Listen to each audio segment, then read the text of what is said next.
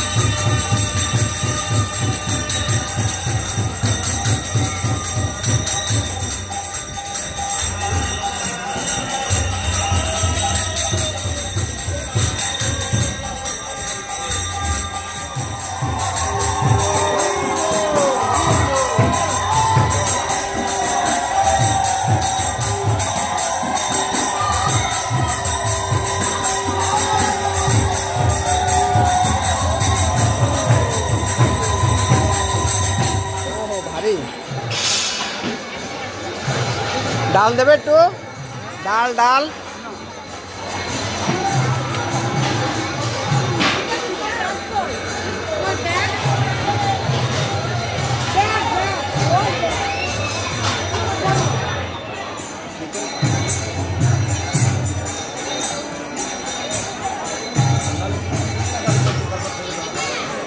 কি কালকেও আসবেন তো নাকি, না আজকে কালকে?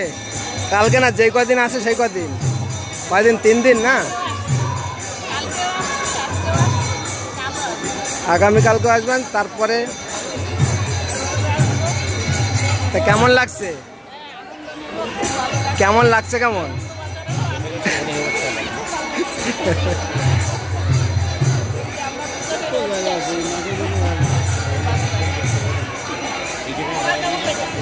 ভালো।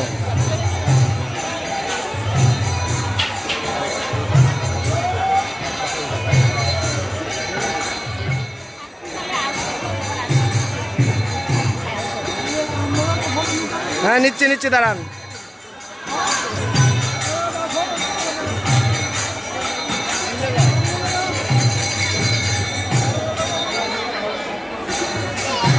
জয় রাধে।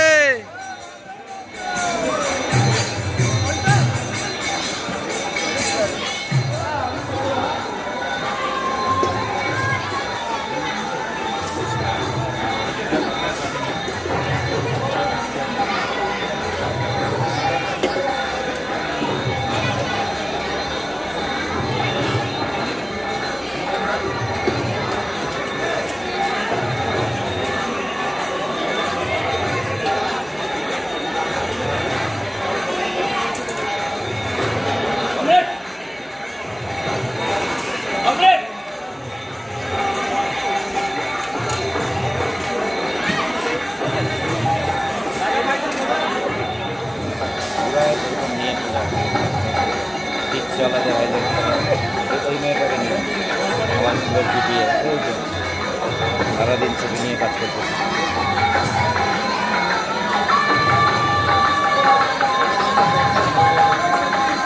তোমার স্কুলে বিকাশ মধুরী না? আমার জিজা ডাকে তো।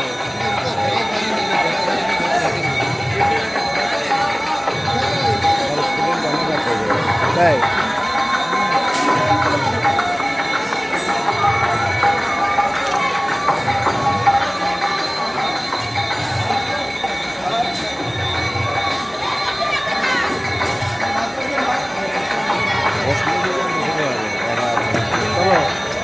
বসো বসো।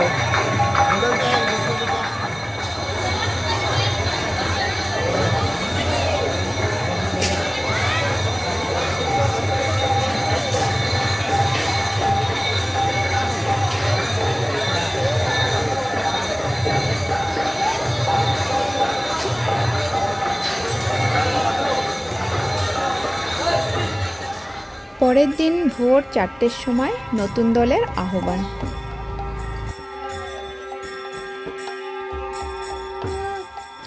রাত দিন 24 ঘন্টায় একইভাবে কীর্তন চলছে।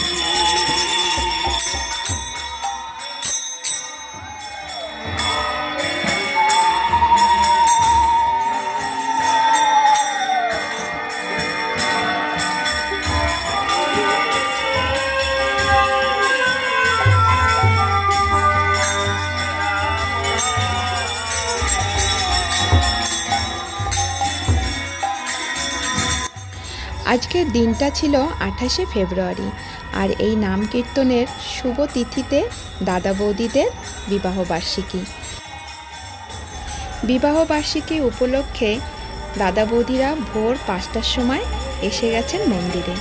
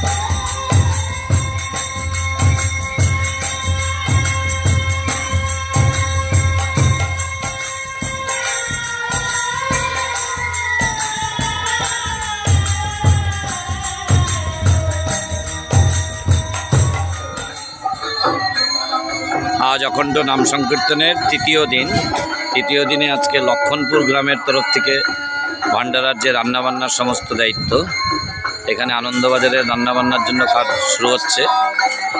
লক্ষণপুর গ্রামের সমস্ত যারা কর্মচারী তারা সব এসে গেছে, আর এখন ব্রহ্মার পুজো করেই কাজ শুরু করছে। 24 প্রহরের যে নাম কীর্তনটা পুরোটা কভারেজ করা সম্ভব হলো না। আর আজকের ভিডিওটা এখানেই শেষ করলাম। আশা করি তোমাদের সবার ভালো লেগেছে, আর সবাই সুস্থ থাকবে, ভালো থাকবে। ধন্যবাদ।